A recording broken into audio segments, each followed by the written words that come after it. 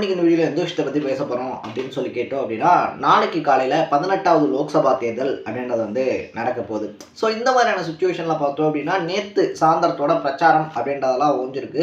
ஒரு பக்கத்தில் பார்த்தோம் அப்படின்னா, மத்திய அரசாங்கத்திலேருந்து மத்திய அமைச்சர்கள் ஆரம்பித்து பிரதமரில் ஆரம்பித்து பாஜகவினுடைய தலைவராக இருக்கக்கூடிய ஜேபி நட்டா, இன்னொரு பக்கத்தில் அமித்ஷான்னு சொல்லிட்டு ஒட்டுமொத்த பெருந்தலைகளும் தமிழ்நாட்டுக்கு வந்துட்டு போயாச்சு. இன்னொரு பக்கத்தில் நாங்கள் மட்டும் என்ன லேசப்பட்டவங்களா அப்படின்னு சொல்லிட்டு காங்கிரஸ் இருக்காங்க இல்லையா, காங்கிரஸினுடைய மூத்த தலைவர்கள் ஆரம்பித்து ராகுல் காந்தி வரைக்கும் எல்லாரும் வந்துட்டு போயாச்சு. தமிழ்நாட்டில் ஆல்ரெடி இருக்கக்கூடிய ஏடிஎம்கே டிஎம்கே முழுக்க கள வேலைகள் அப்படின்றத பார்க்க ஆரம்பிச்சிட்டாங்க. இன்னொரு பக்கத்தில் நாம் தமிழர் அப்படின்னு சொல்லக்கூடிய தனித்து நிற்கக்கூடிய ஒரு கட்சி அப்படின்றதும் களம் காண்றாங்க. ஸோ இவங்க எல்லாத்துக்கும் மத்தியில் எக்கச்சக்கமான சுயேட்சைகள், பல குழப்பங்கள், பல வேட்பாளர்கள் அப்படின்னு சொல்லிட்டு எல்லாத்துக்குமே ஒரு விடுகதையாக இருக்கக்கூடிய விஷயம், நாளைக்கு யாருக்கு ஓட்டு போட போகிறோம் அப்படின்றது தான். ஸோ நம்ம வீட்டில் பேரண்ட்ஸை பொறுத்த வரைக்குமே பார்த்தோம் அப்படின்னா, அம்மா யாருக்கு ஓட்டு போட போகிறப்பா, யாருக்கு ஓட்டு போட போகிற அப்படின்னு சொல்லி கேட்டோம் அப்படின்னா, அவங்க இந்த சித்தாந்தம் இது எல்லாத்தையுமே தாண்டி பார்த்தோம் அப்படின்னா, அப்பா காலத்துலேருந்தே இவங்களுக்கு போட்டு பழகியாச்சுப்பா, வேற என்ன பண்ணுறது, அதுக்கே போட்டு வந்துடுவோம் அப்படின்றது ஒரு மைண்ட் செட்டாக தான் இருக்கும். பட் இந்த நிலைமை இருக்கு இல்லையா, இந்த சுச்சுவேஷன் அப்படின்றத மாற்றுற திறமை, மாற்றக்கூடிய சக்தி அப்படின்றது நம்ம கையில் இருக்குது. ஏன்னா நம்ம எல்லாருக்குமே ஓட்டர் ஐடி அப்படின்றது கண்டிப்பாக இருக்கும். நாளைக்கு நம்ம எல்லாருமே ஓட்டு போட போகிறோம். அதுவும் நீங்கள் ஃபஸ்ட் டைம் ஓட்டர்ஸாக இருக்கீங்க அப்படின்னா ஒரு சில விஷயங்கள் சொல்கிறேன், அதெல்லாம் தெரிஞ்சுட்டு அதுக்கப்புறமா உங்களுடைய ஓட்டு யாருக்கு அப்படின்றத நீங்கள் டிசைட் பண்ணிக்கோங்க. ஸோ நான் இவங்களுக்கு தான் ஓட்டு போடணும், அவங்களுக்கு தான் ஓட்டு போடணும், இவங்க தான் நல்லவங்க, அவங்க தான் நல்லவங்க, இவங்க சித்தாந்தம் தப்பு, அவங்க சித்தாந்தம் ரைட்டு அப்படின்னு எந்த விஷயத்தையும் பேச போகிறது கிடையாது. யாரையும் மென்ஷன் பண்ணியும் பேச போகிறது கிடையாது. ஸோ ஒரு எம்பி அப்படின்னா அவர் என்னென்ன பண்ணியிருக்கணும், ஒரு எம்பிக்கான வேலை அப்படின்னா என்ன, எம்பிஸ் பாராளுமன்றத்தில் என்னதான் பண்ணுறாங்க, தமிழ்நாட்டில் இருக்கக்கூடிய எம்பிஸ்க்கு தொகுதி மேம்பாட்டு நிதி அப்படின்னு சொல்லி எவ்வளோ வருது, அதை அவங்க செலவு பண்ணியிருக்காங்களா இல்லையா அப்படின்ற மாதிரி பல விஷயங்களை தான் இந்த வீடியோவில் பேச போகிறோம். இந்த வீடியோனுடைய எண்டு வரைக்கும் ஃபுல்லாக கேட்டுட்டு அதுக்கப்புறமா நீங்கள் யாருக்கு ஓட்டு போடலாம் அப்படின்ற மைண்ட் செட்டில் இருக்கீங்க அப்படின்னு சொல்லிட்டு கமெண்ட்டில் போடுங்க. அது தொகுதியில் இருக்கக்கூடிய வேட்பாளர்களாக இருந்தாலும் சரி, இல்லை ஒரு கட்சி சார்ந்தவங்களாக இருந்தாலும் சரி, இல்லை அந்த கட்சியினுடைய பேராக இருந்தாலும் சரி, எதை வேணாலும் நீங்கள் போடுங்க. அது உங்களோட சாய்ஸ் தான். நான் முன்னாடியே சொன்ன மாதிரி இவங்களுக்கு தான் ஓட்டு போடணும், அவங்களுக்கு தான் ஓட்டு போடணும் அப்படின்றதெல்லாம் என்னுடைய பாயிண்ட் ஆஃப் வியூ கிடையாது. அந்த கிளாரிட்டி அப்படின்றதே நான் கொடுக்க வரல. உங்கள் ஓட்டு யாருக்கு போடணும் அப்படின்றத யோசிச்சு போடுங்க அப்படின்றது தான் இந்த கண்டென்ட். ஃபர்ஸ்ட் ஆஃப் ஆல் ஒரு எம்பியினுடைய வேலை என்ன அப்படின்னு சொல்லி கேட்டோம் அப்படின்னா, வேலை, முக்கியமான வேலை அப்படின்னு வரும்போது நாட்டில் அறிமுகப்படுத்தக்கூடிய நிறைய சட்டங்கள் இருக்கு இல்லையா. எக்ஸாம்பிளுக்கு சொல்லணும் அப்படின்னா சிஏஏ மாதிரியான சட்டங்கள் அப்படின்னே சொல்லலாம். ஸோ அதில் ஆரம்பித்து எக்கச்சக்கமான சட்டங்கள் அப்படின்றது வரும்போது எடுத்தோடனே அது சட்டமாக வராது, மசோதாவாக பார்த்தோம் அப்படின்னா பாராளுமன்றத்தில் தாக்கல் அப்படின்றது பண்ணப்படும். ஸோ அந்த மசோதா மேலே விவாதம் அப்படின்றது நடக்கும். இந்த விவாதத்தில் தான் ஆளுங்கட்சி எம்பிஸ், எதிர்கட்சி எம்பிஸ் அப்படின்னு சொல்லி எல்லாருமே விவாதம் அப்படின்றது பண்ணுவாங்க. அந்த மசோதா சட்டமாக மாறணுமா வேணாமா அப்படின்றது எம்பிக்கள் இருக்காங்க இல்லையா, அவங்களுடைய கையில் தான் இருக்குது. நம்ம எப்படி இப்போ ஓட்டு அப்படின்றத போட்டு அவங்களை தேர்ந்தெடுக்கிறோமோ அதே மாதிரி எம்பிக்கள்லாம் ஓட்டு அப்படின்றத போடணும். ஸோ அந்த எம்பிக்கள்லாம் ஓட்டு அப்படின்றத போட்டு அதிக பெரும்பான்மை அப்படின்றது கிடைச்சிருச்சு அப்படின்னா அந்த மசோதா சட்டமாக மாறும். அப்படி கிடைக்கல அப்படின்னா அந்த மசோதா கிடப்பில் போடப்படும். அவ்வளோதான் மேட்ரு. ஸோ இன்னைக்கு சுச்சுவேஷனில் பார்த்தோம் அப்படின்னா இந்தியாவுக்குள்ள எக்கச்சக்கமான கலவரங்களை ஏற்படுத்தக்கூடிய சட்டங்கள் அப்படின்றத பார்த்தோம் அப்படின்னா வந்துக்கிட்டு இருக்கு. அதெல்லாம் இனிமேல் நடக்கக்கூடாது அப்படின்னு சொல்லி நினச்சிங்க அப்படின்னா நீங்கள் யாருக்கு ஓட்டு போடணும் அப்படின்றத யோசிச்சுக்கோங்க. ஏன்னா நாளைக்கு நீங்கள் போட போகிற ஓட்டு இருக்கு இல்லையா, ஏனோ தானோன்னு சொல்லிட்டு எல்லாரும் போட சொன்னாங்க, ஒரு எக்ஸைட்மெண்ட்டில் போயிட்டு நான் ஓட்டு போட போகிறேன் அப்படின்னு சொல்லிட்டு போயிட்டு ஏதாவது ஒரு பட்டனை அமுத்தி விட்டு வந்துட்டீங்க அப்படின்னா அடுத்த 5 வருஷத்துக்கு இந்தியாவுக்குள்ளே என்ன நடந்தாலும் ஐயோ இவர் வந்துட்டாரு, இவர் இல்லாமல் இருந்திருக்கலாம், இவர் வந்ததுலேருந்து எக்கச்சக்கமான பிரச்சனை தான் அப்படின்னு சொல்லி அதுக்கடுத்த 5 வருஷம் நீங்கள் புலம்புனாலும் யூஸே கிடையாது அப்படின்னு தான் சொல்லணும். இன்னொரு பக்கத்தில் அந்த எம்பிக்களுடைய வேலை என்ன அப்படின்னு சொல்லி கேட்டோம் அப்படின்னா, அவங்க தொகுதி இருக்கு இல்லையா, தொகுதியில் என்னென்ன பிரச்சனை இருக்குது, அந்த பிரச்சனைக்கு என்ன தீர்வு காணலாம் அப்படின்னு சொல்லிட்டு பாராளுமன்றத்தில் பேசணும். அப்படி ஒவ்வொரு எம்பியுமே பாராளுமன்றத்தில் பேசணும் அப்படின்னா அந்த எம்பிக்கள் தொகுதிக்கு வந்திருக்கணும். நீங்கள் கடைசியாக உங்கள் எம்பியை எப்போ பார்த்துருப்பீங்க அப்படின்னு சொல்லி கேட்டோம் அப்படின்னா 2019 எலெக்ஷன் இருக்கு இல்லையா, எலெக்ஷன்லாம் முடிஞ்சதுக்கப்புறமா நன்றி தெரிவிப்பு கூட்டம் அப்படின்னு சொல்லி ஒன்று வந்திருப்பாங்க.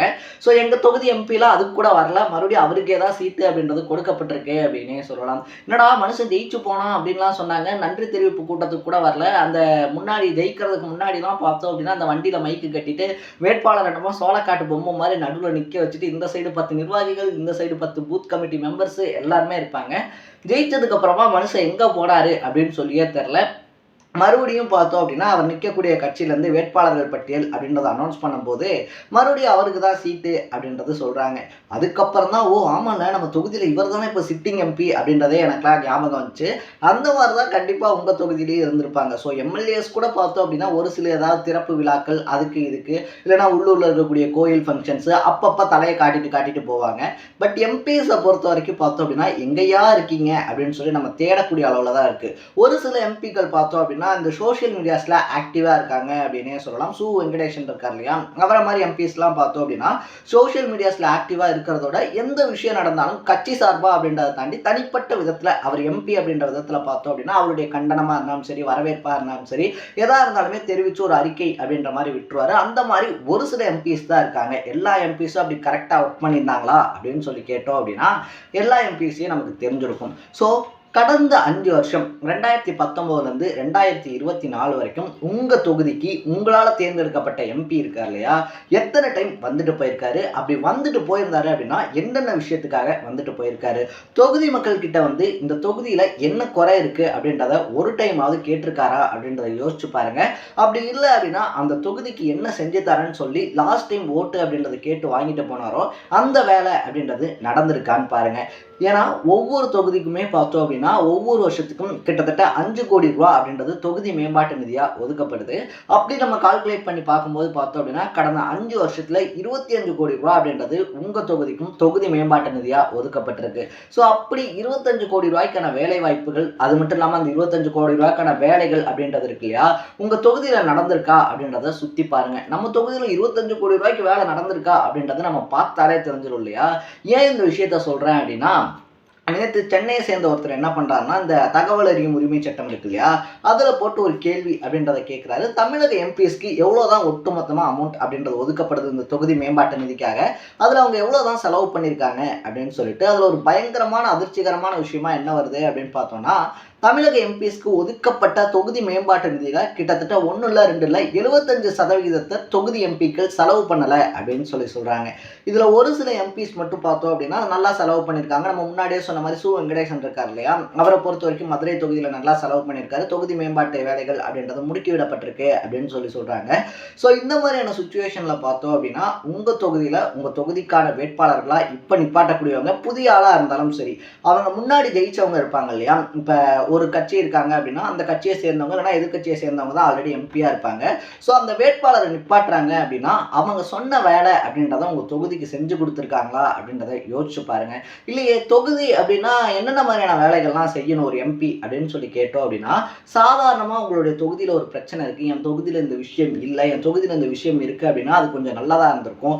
இப்போ ஒரு வேலை வாய்ப்பை ஏற்படுத்துகிற மாதிரி இப்போ நீலகிரி அந்த மாதிரியான தொகுதிகள்லாம் சொல்லிட்டோம் அப்படின்னு சொல்லி வச்சுக்கோங்களேன். ஸோ அந்த தேயிலைகள்லாம் இருக்கு இல்லையா, அதெல்லாம் பதப்படுத்துறதுக்கான ஃபெசிலிட்டிஸ் அப்படின்றது கம்மியாக இருக்குது, அதுக்கு ஏதாவது எக்ஸ்ட்ரா ஒரு தொழிற்சாலை மாதிரி கொண்டு வரலாம் அப்படின்னு சொல்லி அங்கே இருக்கக்கூடிய மக்கள் விருப்பப்படுறாங்க அப்படின்ற பட்சத்தில் அதுக்காக அந்த தொகுதியை சேர்ந்த எம்பி தான் பார்த்தோம் அப்படின்னா பாராளுமன்றத்தில் பேசணும், இந்த மாதிரி ஒரு திட்டம் அப்படின்றத தொடங்கணும், அது நீலகிரியில் வந்து அமைக்கணும் அப்படின்னு சொல்லிட்டு அவங்க தான் சொல்லணும். அதுக்கு பாராளுமன்றத்தில் ஒப்புதல் அப்படின்றது அளிக்கப்பட்டு அந்த திட்டம் அங்கே தொடங்கப்படுது அப்படின்னா அங்கே இருக்கக்கூடிய மக்களுக்கு வந்துட்டு அது ஃபேவராக அமையும். ஸோ இந்த மாதிரி ஒவ்வொரு தொகுதிக்குமே ஒவ்வொரு நீட் அப்படின்றது கண்டிப்பாக இருக்கும். நம்ம தொகுதியில் அந்த விஷயம் இருந்துச்சு அப்படின்னா அது கரெக்டாக இருக்கும். நம்ம இங்கே இந்த சரௌண்டிங்ஸில் இருக்கக்கூடியவங்க இருக்காங்க இல்லையா, அவங்களுக்கு வேலை வாய்ப்பு அப்படின்றத ஏற்படுத்தி தரும் அப்படின்ற மாதிரி பல விஷயங்கள் இருக்கும். ஸோ அந்த மாதிரி உங்கள் தொகுதிக்கு ஃபஸ்ட்டு தேவையான விஷயங்கள் அப்படின்றது செஞ்சு தரப்பட்டிருக்கா அப்படின்றதையும் யோசிங்க. சும்மா பஸ் ஸ்டாண்டு கட்டினாங்க, சின்டாக்ஸ் வச்சாங்க, தண்ணி தொட்டி இருக்குங்க அப்படின்னு சொன்னீங்க அப்படின்னா நீங்கள் கடைசி வரைக்கும் ஏமாந்துட்டே தான் இருக்க போகிறீங்க. கடைசி விஷயம் என்ன அப்படின்னு சொல்லி பார்த்தோம் அப்படின்னா, நிற்கக்கூடிய வேட்பாளர் யார், அவங்களுடைய பின்னணி என்ன, அவங்க இது வரைக்கும் என்ன பண்ணிட்டு இருந்தாங்க அப்படின்றத கொஞ்சமாவது யோசிங்க. ஸோ அவரோட பேரா இவரோட பேரா அப்படின்றதெல்லாம் தாண்டி இவங்களுக்கு அந்த சின்னம் இவங்களுக்கு இந்த சின்னம் அண்ணனுக்கு அந்த சின்னம் அப்படின்னு சொல்லிட்டு சின்னத்தை வச்சு பார்க்காம என்னைக்கு வேட்பாளர் இருக்காங்க இல்லையா, அவங்களுடைய பின்னணியை வச்சு அவங்க எங்கேருந்து வராங்க, என்னென்ன மாதிரியான வேலைகள் அப்படின்றத செஞ்சுருக்காங்க, கட்சிக்கு செஞ்சது கிடையாது சொசைட்டிக்கு ஏதாவது செஞ்சுருக்காங்களா, அவங்க அதை தாண்டி நம்ம தொகுதியில் இருக்கக்கூடிய பிரச்சனைகள் அப்படின்றத புரிஞ்சுக்கக்கூடிய நிலைமையில இருக்காங்களா, நாளைக்கு அவங்க வின் பண்ணி போறாங்க அப்படின்ற பட்சத்துல நமக்கு ஒரு தேவை இருக்கு, அது பர்சனலா இருக்கக்கூடாது, நம்ம தொகுதி சார்ந்த ஒரு விஷயமா இருக்கு அப்படின்னா நம்மளுக்கு ஒரு 10 பேர் போயிட்டு நம்ம தொகுதி இருக்கு இல்லையா, நம்ம தொகுதியில் இந்த நீட் இருக்குங்க, இந்த தேவை இருக்குது, இதை வந்துட்டு செஞ்சு கொடுங்க அப்படின்னு சொல்லி நீங்கள் கேட்டு போய் அவரை பார்க்கக்கூடிய அளவுக்கு பார்த்தோம் அப்படின்னா அந்த ஆள் பரிச்சயமான ஆளாக இருக்காங்களா அப்படின்ற மாதிரி இந்த எல்லா விஷயத்தையுமே நோட்டீஸ் பண்ணி பாருங்கள். இது எல்லாத்தையுமே நோட்டீஸ் பண்ணிவிட்டு அதுக்கடுத்து நீங்கள் யாருக்கு வாய்ப்பு கொடுக்கலாம் அப்படின்றத யோசிங்க. ஏன்னா நான் முன்னாடியே சொன்ன மாதிரி நம்ம தமிழ்நாட்டில் நடக்கக்கூடிய சட்டமன்ற எலெக்ஷன்னா பரவாயில்லப்பா, நமக்கு தான் அது வந்துட்டு இது வந்துட்டு மேலே தானே அப்படின்னு சொல்லி சொன்னோம் அப்படின்னா மேலே யார் வர போகிறாங்க அப்படின்றத பொறுத்து தான் தமிழ்நாட்டுக்கு ஒதுக்கக்கூடிய நிதியே இருக்குது. ஸோ இந்த மாதிரி எல்லா விஷயத்தையுமே கூட்டி கழிச்சு பார்த்து உங்களுடைய ஓட்டு யாருக்கு போட போகிறீங்க அப்படின்றத மைண்டில் ஃபிக்ஸ் பண்ணிக்கோங்க. நாளைக்கு உங்களுடைய ஓட்டு ரொம்ப முக்கியம். ஸோ இதே மாதிரி அப்பப்போ அப்டேட்டாக போயிட்டு இருக்கக்கூடிய விஷயங்கள் இருக்கு இல்லையா, அது கரண்ட் அஃபேர்ஸாக இருந்தாலும் சரி, பாலிடிக்ஸாக இருந்தாலும் சரி, ஸ்போர்ட்ஸாக இருந்தாலும் சரி, இதே மாதிரி அப்பப்போ அப்டேட்டாக போயிட்டு இருக்கக்கூடிய விஷயங்களை நீங்கள் தொடர்ந்து தெரிஞ்சுக்கணும் அப்படின்னு ஆசைப்பட்டீங்கன்னா மறக்காமல் நம்ம சேனலை சப்ஸ்கிரைப் பண்ணிக்கோங்க. நாளைக்கு இதே மாதிரி இன்னொரு இன்ட்ரெஸ்டிங்கான வீடியோட சந்திக்கலாம். Tata, bye by.